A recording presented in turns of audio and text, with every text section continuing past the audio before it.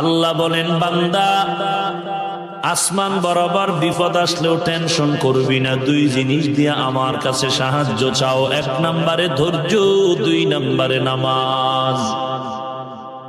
ধৈর্য এমন দামি একটি সম্পদ, হাসরের ময়দানে আল্লাহ বলবেন ধৈর্য ধারণকারীরা বিনা হিসাবে জান্নাতে যাও। ইন্নামা ইউওয়াফাস সাবিরুনা আজরাহুম বিগাইরি হিসাব।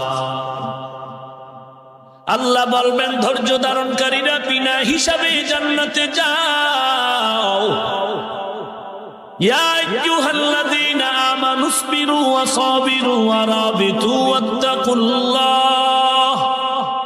ওয়াত্তাকুল্লাহা লাআল্লাকুম তুফলিহুন।